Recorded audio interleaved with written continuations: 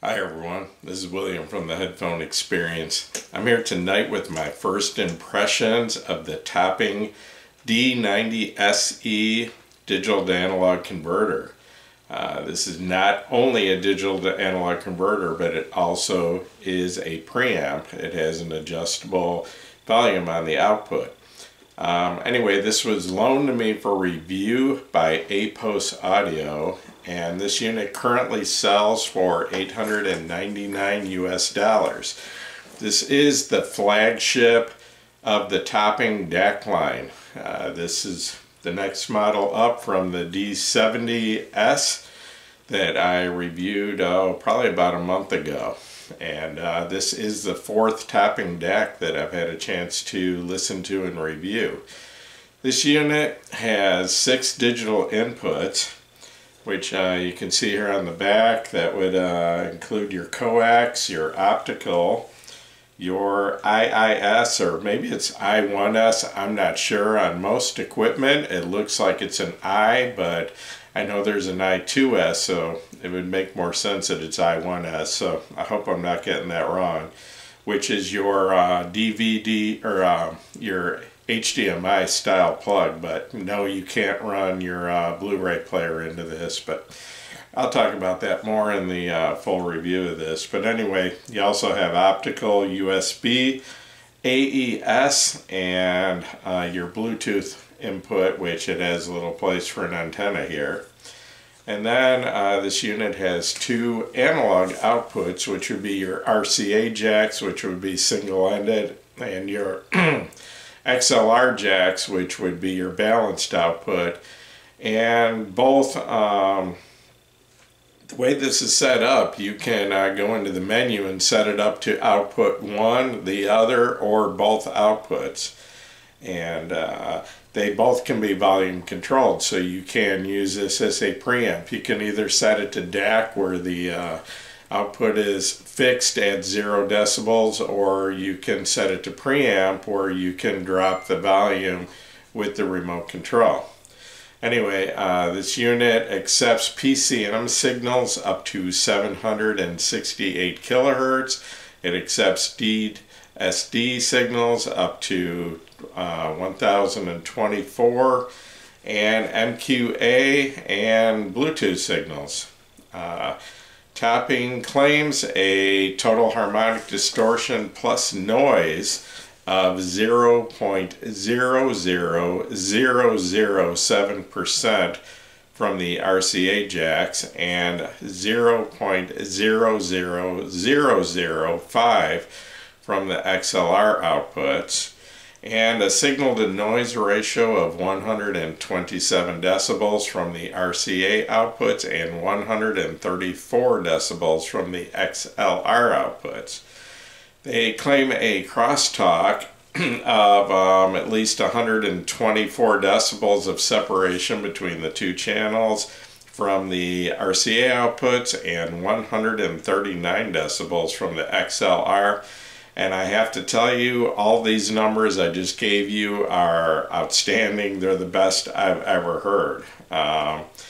This unit uses a ESS DAC chip. It's the ES9038 Pro 8-channel DAC chip. And I was a little bit confused because, as I mentioned earlier, I've reviewed 4 different Topping DACs, and a couple months ago, or last summer sometime, I reviewed the D9 or the D50S, which is about a $250 DAC compared to this one being $900. And I noticed that that one used 2 EES or ESS ES9038 chips, and this only used 1, and I wasn't sure why that was. But my understanding is that the D50, the chip is a Q2M model, and this one is the Pro 8 channel. So my understanding is that this is only using 1 DAC chip, but that chip has 8 channels, and what they're doing is using all 8 channels of that DAC chip and combining 4, running them parallel into each channel. So they're really, you know, there's 8 different channels being combined and, you know, into a 2-channel unit. So they're combining 4 channels of the DAC chip on each channel of the output, which from what I've heard, that's pretty rare, that there's not many companies doing that. This unit also has a choice of 7 different digital filters. The size is 8.75 inches wide, it's 6.5 inches deep, and it's about 2 inches tall, just under 2 inches. And you can see in the picture behind me, and this would be the top one, and it is actually a little bit smaller than the D90SE MQA version that I reviewed. I think I did my full review about a month ago on that, and I still have that, and I will be comparing these two. And so anyway, the weight of this is about just under 2.5 pounds. And what is included in the box would be this unit, the power cable for it, and remote control, USB cable, and the Bluetooth antenna. And I'll try to give you a little bit closer look here. On the front here you have your power button, and this is also your set button. And then you have your up and down buttons here, and you can pretty much do everything from that. In the full review, I'll go into how all this works. You have to, I believe you have to use the power switch on the back to get into the setup mode. But anyway, on the rear of the unit, starting at this end, you've got your main power switch, you've got your power input, your 120 volt with a standard IE, oh, I forget. Anyway, your standard plug on the back. You've got your 6 digital inputs here, your AES, you've got your Bluetooth, your USB, your optical, your I1S or IS, whichever it is, and that is variable on this unit. You can go into the menu and set that up in different configurations, because there isn't a standardized layout for that, the wire hookup. So a lot of different companies are using a different wiring pattern, and I guess by going into the menu you can set this several different ways to adapt to whatever other components you're using. So anyway, you got your coaxial input, then you've got your 2 analog outputs. You got your set of RCA jacks and your balanced outputs, your XLRs. So anyway, something that I wanted to mention is a website called Audio Science Review, which does measurements of everything from DACs to amps to headphones to all that. Some people consider them to be extremely reputable, others not so much. So I don't know, I don't really have an opinion about it, and that's not why I'm here to talk about that. But I did see that back in June of this year, 2021, they did review and measure this DAC, and apparently this was the best measuring DAC they have ever measured. And I was looking at their list. It's got to be 150 to 200 DACs long, and this one scored the highest of any DAC that they have ever measured. It's just, you know, it set new records in several categories as far as the lowest distortion, the lowest background noise, the lowest, you know, the best signal to noise ratio, everything. So this thing measures as good as they get, possibly better than any other DAC, and some of those DACs were up to like $5,000. So anyway, I did also want to mention that this has a switchable output. The RCA outputs can be switched from 2.1 to 2.6. Either way, it's not variable, but you can put it to 2.1 or 2.6 volts of output, and the XLRs either at 4.2 or 5.2. So this is just my first impressions, and I haven't spent a whole lot of time with this yet. I've only had it about a week, But I have done some listening and hooked it up to a few different amps, and primarily the Audio GD Master 9 so far is what I've used. But when I do my full review, I will try it with various different amps, some tube amps, and you know, I like to, whenever I review a piece of equipment, whether it's a headphone, if it's a headphone, I want to use several different amps, because you know, sometimes there's just, they don't match up the way they should. Sometimes there's just a really good synergy between one and another. And if you just use one amp to judge a headphone, or one headphone to judge an amp, you might not find out its true potential, you know. So try to mix it up a little bit. So I'll try to run this through at least, you know, 2 or 3, probably more different amps. And I will be using several different headphones. So far reviewing this, I've primarily used the Hi-Fi Man Aria, and that would be the new version 3, the stealth version.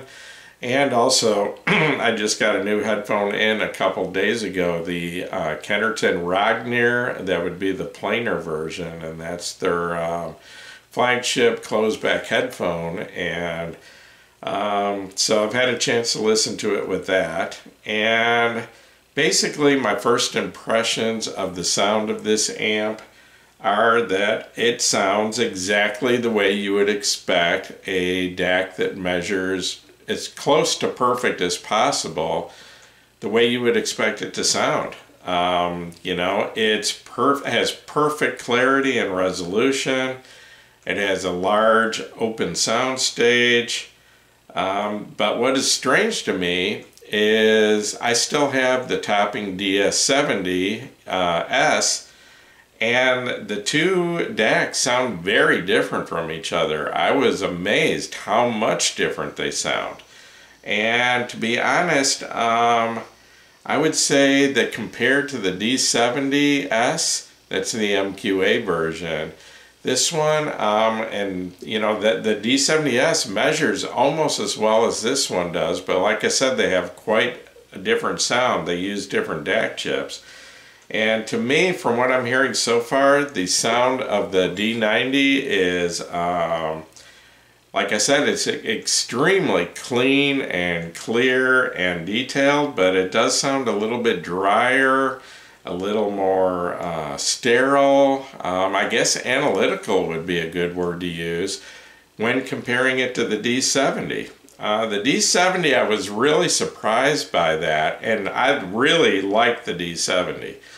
And the D90, actually, of several different DACs I had compared, sounded the most like my R2R DAC that I got in recently, well, a few months ago. That would be the Audio GD R8.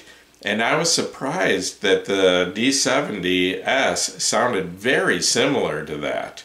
And I don't know if it was deliberately tuned to sound more like an R2R DAC, but anyway, the D90 and this DAC do sound a lot different, and I'm going to have to put some time in and, you know, to figure out which I actually prefer. I've heard that some people do prefer the D90 over the D90, and in the maybe hour that I spent comparing the two, I can kind of see why. I mean, maybe I'll change my mind with time, because I've spent a lot of time with the D90 and gotten used to the way it sounds, and this does sound different, so maybe I just need to spend more time with this. So I may completely change my mind by the time I come back with my full review.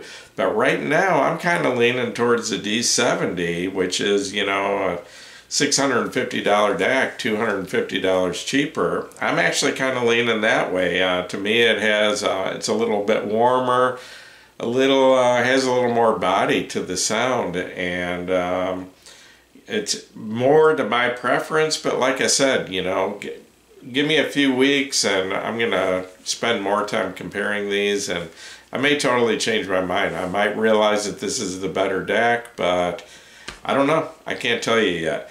So anyway, I'm gonna be comparing this to not only the D90, and I think APOS Audio for loaning both of these to me and let me actually have an overlap of the two. I thought I was going to have to send the D70 back first, but I asked them, you know, hey, can I keep the D70 for a couple more weeks and compare these two? Because I had heard that some people like the D70 better, and I'm really glad they let me do that. So anyway, also I'm going to be comparing this to the Audio GD R8, my R2R DAC, and I'm supposed to have another DAC coming in tomorrow, and this is completely new for me. This is the Denafrips Pontus 2, which is another R2R DAC, and I'm pretty excited about that. I haven't heard anything from Denafrips, and my headphone group, I'm hearing a lot of good stuff about their DACs, so real anxious to hear that. So anyway, I should be back in, I would say, probably about 3 weeks, and with my full review of this. I've got a lot of videos and reviews to do in the next few weeks. I've all of a sudden got a lot of equipment in. So anyway, I'm going to try to be back in about 3 weeks with my full review of this and comparison to these other DACs, and try to answer the question if I prefer this one or the D70 better. So anyway, I'm going to wrap this up. Once again, this is William from the Headphone Experience. If this video helped you, please give me a thumbs up. Please subscribe to my YouTube channel, and you're all welcome to join us over at the Headphone Experience on Facebook. We're up to 14.5 thousand members. Like to see you all over there. Once again, thanks for watching my video.